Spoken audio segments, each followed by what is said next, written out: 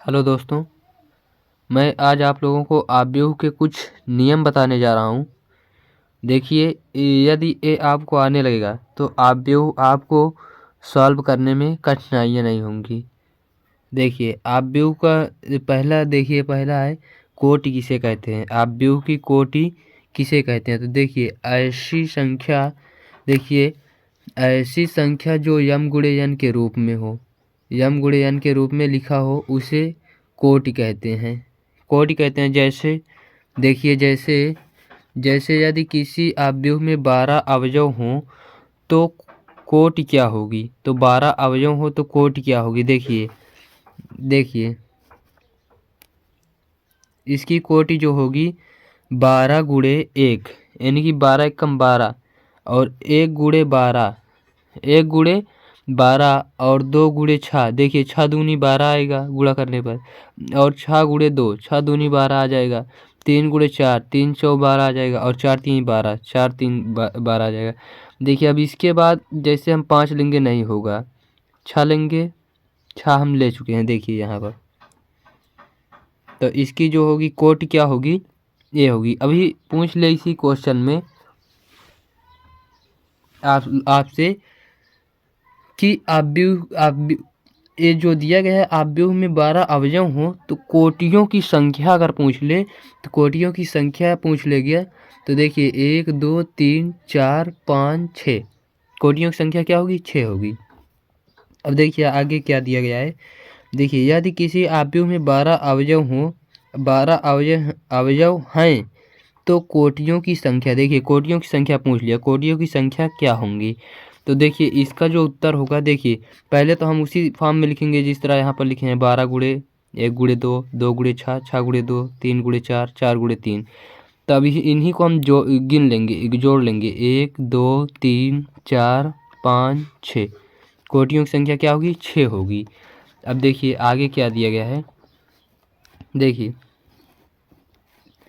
Note देखिए दिया गया है, एक नोट लिखना है आप लोगों को। यदि किसी आव्यूह में अवयव की संख्या अभाज्य संख्या हो, यदि किसी आव्यूह में अवयव की संख्या क्या हो? अभाज्य, जिसका फैक्टर न किया जाए उसे अभाज्य संख्या कहते हैं। अभाज्य हो तो उसमें केवल 2 ही कोटियाँ होती हैं। कैसे? जैसे देखिए, जैसे यदि किसी आव्यूह में 13 अवयव, 13 अवयव मतलब कि 13 क्या है? अभाज्य है। इसका फैक्टर करेंगे तो इसका फैक्टर नहीं होगा। देखिए 13 अवयव हो तो कोटि और कोटियों की संख्या ज्ञात करें। कोटि और कोटियों की संख्या ज्ञात करें। देखिए दोनों पूछा है, कोटि क्या होगी और कोटियों की संख्या क्या होगी। तो देखिए कोटि इसकी जो होगी 13 गुणे 1, 1 गुणे 13। देखिए 2 ही, देखिए यहाँ पर बताया गया है ना कि 2 ही कोटियाँ होती हैं। देखिए 1 और 2 ये हो गए। अब देखिए इसमें कोटियों की संख्या क्या होगी? कोटियों की संख्या जो होगी 2 होगी। देखिए 1 और 2, ये आंसर हुआ। देखिए कोटियों की संख्या हो गई। अब देखिए आगे क्वेश्चन क्या दिया है। आगे दिया गया है आव्यूह की रचना। आव्यूह की रचना देखिए ये आपको आना ही आना चाहिए, क्योंकि आव्यूह की रचना बहुत ही महत्वपूर्ण है। आपको हर एक चैप्टर में यह देखने को पाएंगे ही। प्रश्नावली 3.1, 3.2, 3.3 में देखना ही पाएंगे। देखिए आव्यूह की रचना, किसी आव्यूह को बनाने के लिए उसके अवयव को हम ए है, क्या है? आई क्या है इसमें? आई जो है पंक्ति है, और जे क्या है? स्तंभ है। देखिए ए आई और जे, ये क्या है? पंक्ति है, और ये क्या है? जे स्तंभ है। क्या है? स्तंभ। ए आई जे से लिखते हैं जहाँ, देखिए जहाँ दिया गया है आई पंक्तियों की संख्या, पंक्तियों की स्थिति तथा जे स्तंभों की स्थिति को दर्शाता है। जे स्तंभों की, देखिए जैसे एक दे दिया view A11, A12, A21, A22। तो देखिए इसमें जो ए हैं, ए देखिए ए जो हैं ये क्या है? पंक्ति। इन्हें आर से लिखते हैं, रो। क्या कहते हैं? रो, ROW। ये आर है तो देखिए आर से लिखते हैं, ये पहली पंक्ति है तो यहाँ पर R1 लिख देंगे। और देखिए ये क्या है? ये भी पंक्ति है, इसे आर से लिखते हैं। ये दूसरी पंक्ति है तो यहाँ पर R2 लिख देंगे। और देखिए ये जो है ये क्या है? स्तंभ है। क्या है? स्तंभ है तो इसे सी से लिखते हैं। क्या? सी से। पहला स्तंभ है तो C1 लिख देंगे। और ए क्या है, इसे भी स्तंभ कहते हैं, इसे सी से लिखते हैं, ये दूसरा स्तंभ है तो इसे C2 लिख दे। इसे कॉलम कहते हैं, COLUMN कॉलम। ठीक, तो देखिए पंक्तियों की स्थिति को दर्शाता है, देखिए दर्शाता है जैसे अब देखिए ऑप्शन, जैसे अब देखिए 2 गुणे 2 कोटि का एक ऐसा आव्यूह की रचना कीजिए, रचना कीजिए। देखिए 2 गुणे 2 कोटि का, तो 2 गुणे 2 कोटि का हमने देखिए एक आव्यूह लिया। देखिए 2 गुणे मतलब जिसमें 2 पंक्ति हो और 2 स्तंभ हो। तो देखिए A11 A12 A21 A22, तो देखिए 2 गुणे 2 मतलब 2 पंक्ति 2 स्तंभ, यहाँ पर 2 क्रॉस 2 लगा दिए हम। देखिए आव्यूह को कैपिटल ए से लिखते हैं, किससे लिखते हैं, आव्यूह को कैपिटल ए से लिखते हैं। आव्यूह को किससे लिखते हैं, कैपिटल ए से। देखिए यहाँ पर कैपिटल ए से लिखते हैं। आव्यूह में पंक्तियों को आर्यन से दर्शाते हैं। आर्यन, यन मतलब 1 2 3 4 5 कुछ भी हो सकता है। देखिए आव्यूह में पंक्ति को आर्यन से लिखते हैं। आर्यन मतलब देखिए आर, यहाँ पर हमने देखिए, यहाँ पर आपको देखिए हमने एक उदाहरण लिया A11 A12 A21 A22। देखिए A11 क्या है, A11 हमने लिखा, ये क्या है, पंक्ति है, पहली पंक्ति। और क्या है ये, पहला स्तंभ।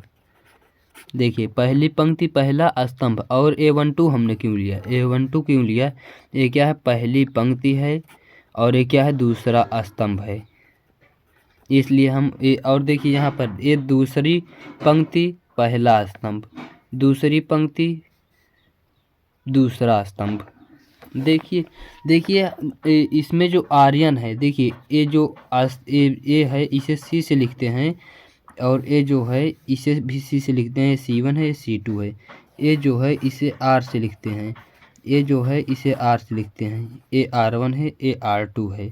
तो देखिए आर्यन हमने क्यों लिखा, आर्यन क्यों लिया, यन जो है, यन देखिए हमने एक यहाँ पर लिखा और यहाँ पर 2 लिखा, तो हमने 1 2 3 4 5 6 डॉट डॉट कुछ भी हो सकते हैं, कुछ भी पंक्ति हो सकती है, इसलिए हमने आर्यन लिखा। जो पंक्ति हो उसे आप लिख दीजिएगा। देखिए अब आगे देखिए, अब आगे आर्यन से दर्शाते हैं जहाँ यन पंक्तियों की संख्या है, जहाँ यन पंक्तियों की संख्या होती है। देखिए जैसे में दिया है A बराबर, देखिए A11 A12 A21, तो देखिए R1 है, ये R2 है, देखिए R2 है। तो देखिए R1 और R2, देखिए हमने अगर यहाँ पर A31 हमने लिख देता, A32, तो यहाँ पर R3 आ जाता, इसलिए हमने वहाँ पर आर्यन लिखा। ठीक, अब आगे चलते हैं। देखिए अब आगे क्या दिया गया है, देखिए अब आगे दिया गया है आव्यूह में स्तंभ। आव्यूह में स्तंभ को CN से दर्शाते हैं जहाँ यन स्तंभों की संख्या है। CN से दर्शाते हैं, देखिए जहाँ यन स्तंभों की संख्या है। तो देखिए जैसे हमने एक आव्यूह लिया है, देखिए हमने आव्यूह लिया A11 A12 A21 A22, तो देखिए AC1 है AC2 है। यहाँ पर हमने A22 की दर पे A13, यहाँ पर हमने 13, जैसे देखिए हमने लिया A11 A12 A13 A22 A21 A22 A23, तो देखिए हमने लिया, तो ये क्या है, ये क्या है C1, ये क्या है C2, ये क्या है C3, क्या है C3। तो इसी तरह यदि हम A13 A14 यहाँ पर ले लेते और यहाँ पर A15 A1 A24 ले लेते, तो ये क्या हो जाता, C4 हो जाता। इसीलिए हमने क्या लिखा, CN, कि जो दिया गया हो उसे आप लिख लीजिए। ठीक, अब आगे चलते हैं। देखिए यहाँ पर C1 C2 से दर्शा दिया गया है जैसे में। देखिए उपर्युक्त आव्यूह में A11 A12 A21 तथा A22 क्या है। देखिए ये जो दिया गया है, ए क्या है, ए क्या है, ए क्या है, ए क्या है। तो देखिए इसके बारे में हम जानकारी लेते हैं। देखिए उपर्युक्त आव्यूह में A11 A12 A21 तथा A22 अवयव हैं, जहाँ A11 में एक पंक्तियों की संख्या और एक स्तंभों की संख्या, और अर्थात पहली पंक्ति पहला स्तंभ। पहली पंक्ति, देखिए पहली पंक्ति ये पहला स्तंभ हो गया, देखिए पहला स्तंभ हो गया। A12 में देखिए पहली पंक्ति है, ये पहली पंक्ति है, ये दूसरा क्या हो गया, स्तंभ हो गया, दूसरा स्तंभ। A21 में देखिए A21 में देखिए दूसरी क्या है पंक्ति है और ये पहला क्या है स्तंभ है। और A22 में देखिए ये दूसरा जो है स्तंभ है। देखिए ये दूसरा पंक्ति है और दूसरा ये क्या है स्तंभ है। देखिए यदि किसी आव्यूह में, देखिए अब ये कुछ इसमें देखिए, यदि अब अगला दिया गया, यदि किसी आव्यूह में किसी संख्या से गुणा किया जाए तो उस आव्यूह का गुणा आव्यूह के प्रत्येक अवयव में होगा। देखिए आव्यूह में यह नियम फॉलो करेगा आपके।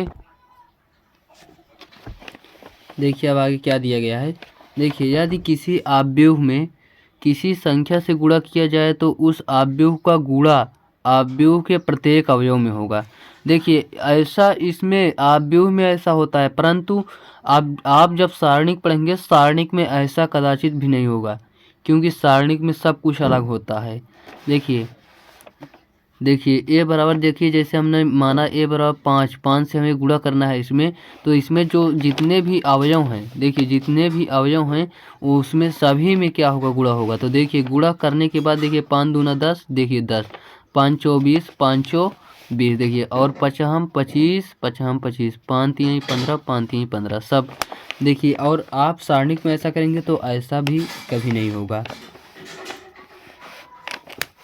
देखिए आव्यूह में संख्या से भाग, आव्यूह में देखिए किसी संख्या से हम भाग देंगे, तो यदि किसी आव्यूह में देखिए किसी संख्या से भाग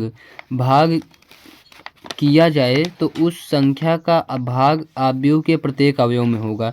आव्यूह में जितने भी अवयव होंगे उसमें प्रत्येक अवयव में आव्यूह का क्या होगा भाग होगा, कि जिस संख्या से हम भाग देंगे। देखिए जैसे में दिया गया है 1/5, मतलब हमें 5 से भाग देना है, तो देखिए भाग जब देंगे तो देखिए 5 3/5 होगा, 6/5 होगा, 2/5 होगा, 4/5 होगा। इस तरह से आपके आव्यूह में जो नियम है, इस तरह से आपके आव्यूह के नियम हैं। यदि आपको यह सब अगर पता होगा तभी आप आव्यूह में अच्छा तरीके से प्रश्न सॉल्व कर लेंगे, वरना आपको सॉल्व करने में कठिनाइयाँ होंगी। अब मिलेंगे अगले नेक्स्ट वीडियो में, जब आपको हम प्रश्न लेकर आएंगे। तो प्रश्न देखिए कितने अच्छे से तरीके से कराते हैं। एक एक प्रश्न का उत्तर आपको, एक एक प्रश्न का क्वेश्चन का उत्तर आपको देखिए इतना अच्छा से आपको हल कराएंगे कि क्या अब हम बताएं। सिर्फ अब देखिए ये जो अभी हमने बताया सिर्फ इसी बेस पर पूरा प्रश्न सॉल्व करेंगे। यदि वीडियो अच्छी लगे तो आप लाइक और सब्सक्राइब कर देना बस।